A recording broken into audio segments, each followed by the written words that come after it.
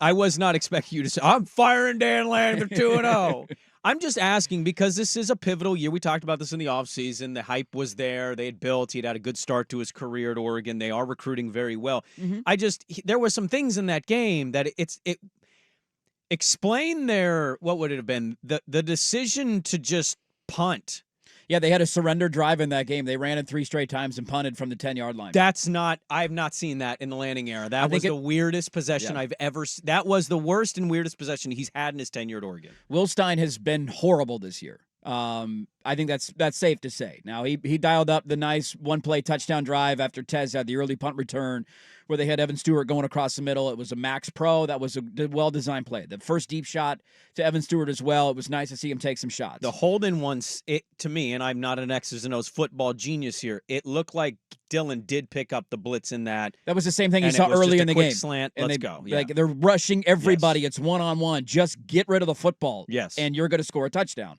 And that's what happened. He also had just horrific play calls. But again, the reason why I don't want to go too hard on him is that I think it comes back to the fundamental flaw, man. Like, if you don't have confidence in your offensive line, you're not going to have confidence in play calls. They had a 3rd and 2 late in that game when they're driving to kick the game-winning field goal. 3rd and 2. You're playing Boise State.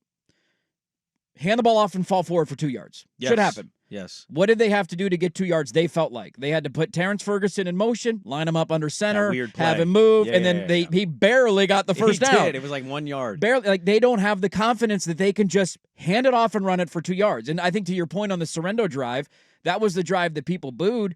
You're on your own 10-yard line. I think they're terrified of giving up a sack in that moment and then having to punt from the 2. Like, they have zero confidence in that group. They called a hook and ladder behind the line of scrimmage.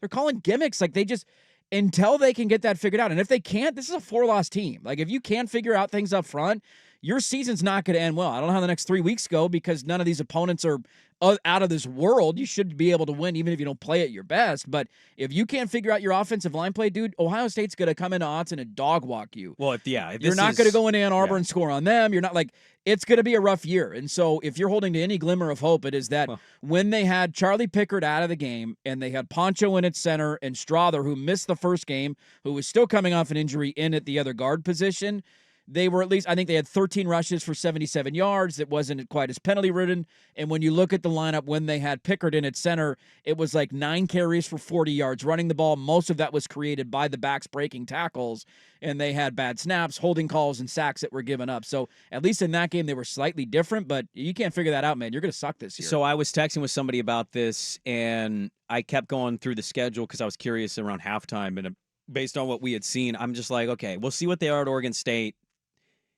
They're 9-3 because they have talent. They've got stars that matter a little more than most of their schedule. Yes. And that was the only reason I'd ask you that. It's just, I mean, it's a disappointing year for sure. 9-3, 8-4 in your first year in the Big Ten after all of the noise is it's somehow a good record, and yet that's not going to be good at all. At Oregon State, at UCLA, Michigan State. Those are your next 3 before Ohio State. Yep. And if you look similar to what you've looked like, if Bedford comes back and the offensive line is still having these kinds of struggles, you're 100%. Ohio State is going to dog walk you in your stadium. You're not going to block that defensive line. Now, Michigan, I watched Michigan, and I know Texas is a different level, but I still wouldn't. I just, that's why I say like a 9-3, because I just think talent overall, the composite stuff, and I know Idaho, Boise State. But it looks like a team that might eke their way to a 9-3 season if this is the team. And we're 2 weeks in, and we said last week, all right, here's your chance. We're taking you with all these points, and you barely beat Boise State. And so I'm not sitting here acting like Oregon is still Oregon. I've definitely changed how I view them after their first 2 weeks and big game this weekend, rivalry weekend down in Corvallis. It's just shocking to me. I just, even with an injury or two, I did not expect that offensive line group to be as bad as they are. And I think that's part of the depth conversation of, man, to not be able to be okay against those 2 opponents is it's shocking. It's just jaw-dropping shocking to watch the way they've played. I think it highlights, and when you ask a question about Lanning, like, it's okay to be critical of decisions or, thought process or strategies that he has. It doesn't mean you want to fire him. No. His biggest weakness early in his tenure as head coach has been finding, developing, and evaluating the offensive line. Is that is it Leak Terry? Leak Terry's your your offensive line He coach? hired originally Adrian Clem in year one. Clem landed Connerly at left tackle, and then he bolted right away for an NFL job. I think he went to Pittsburgh or something. Mm-hmm. So he was gone, and you brought in Leak Terry. They have not recruited at a very high level on the offensive line, and clearly this is an issue. Like, I think that's the alarming thing. Like, I can sit here and think to myself, if you get a little bit healthier up front, if you find a way to just be serviceable and not be horrible, I think your defense is pretty good. You got great skill position players. Like, your schedule's not that hard, man. Yeah. Like, the next 3 games, you don't have to be perfect to win. Did we see UCLA what they did in week 1? Yeah, they eked out against Hawaii. Eked out a win against Hawaii. Yeah. Michigan State, Aiden Childs threw 3 picks this week. Should have thrown 4. He's got 5 picks on the year. Like, I'm not terrified of playing them at home. Sure. I'm not. It's not a guaranteed win. You damn near lost to Boise, but Michigan State is. You're not playing a world beater the next 3 weeks. Boise might be better than Michigan State and UCLA. Ashton Genty's better than anybody you're playing in the next 3 weeks. That I know for certain. And so, well, have you seen Jam? Jam's he's a good back. He ain't no Ashton Genty. So that's where, like, you have 3 weeks to try and you can keep winning and try and figure this out. Yeah. But I think the fear factor, though, is that even if you get Bedford back this week and let's say the offensive line stays healthy, you're one injury then away from being right back into this spot. And injuries happen, and it's a long season. And so that might happen in the back end of the year. They came into the season hoping they didn't have to play Charlie Pickard, but then Dave Luley got hurt, Nishan Strother got hurt, and Matthew Bedford got hurt, and they didn't really have another choice because they don't have depth up front, and that's something that he desperately needs to address, not only the rest of this year in the recruiting, but next year in the portal. Like, that has to be priority number 1. Somebody saying 8-4 would be an eye raise to Lanning, and I think that's kind of my point. It doesn't have to be the hottest of takes. You're not firing Dan Lanning, but 8-4 year 1 in the Big Ten with the floating duck in the river going into the year. That's a big, like, whoa, okay. Somebody else saying, go get new offensive line talent evaluator. I think that's a fair thing. Somebody saying, I'm trying to read these as they come in because a lot of really good thoughts are being shared.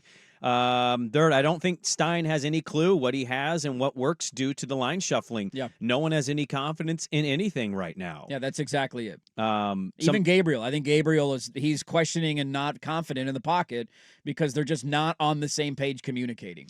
I think that was kind of the one thing that maybe we didn't give enough credence to was like with some of the hype or the noise about Oregon was we knew Gabriel was good, but we also knew Bo was all-time kind of special for them. It just Oregon's quarterback history, what he was doing statistically was all-time special.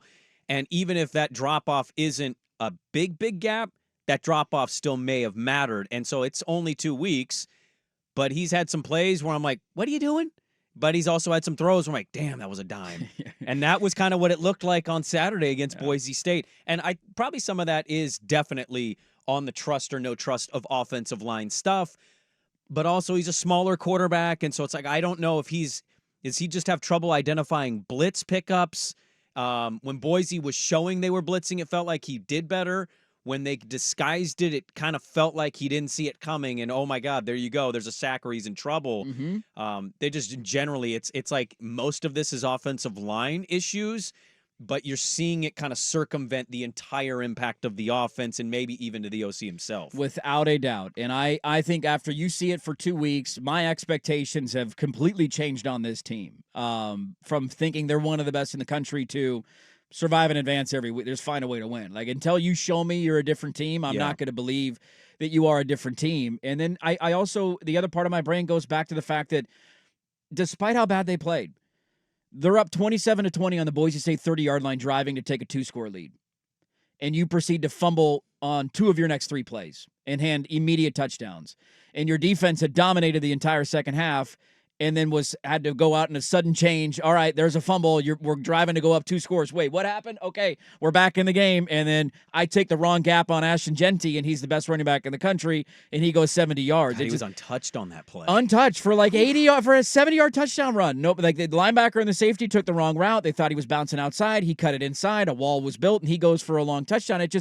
You played horrible, and you were that close to going up 14 points in the fourth quarter at home against Boise. And if they do, are we singing a slightly different tune today? So that's the only silver lining that I'm hoping for. But if you don't figure out your offensive line and get healthy up front, and Charlie Pickard never plays another snap, hopefully, you're in for a rude awakening in the weeks to come. Boys, the difference between Pickard at center and Poncho was glaring through Yeah. my TV. Connerly, Strother, Poncho, Harper, Cornelius on the line. James had huge holes. Gabriel calmed down, had time to throw, and the He did. offense looked fine.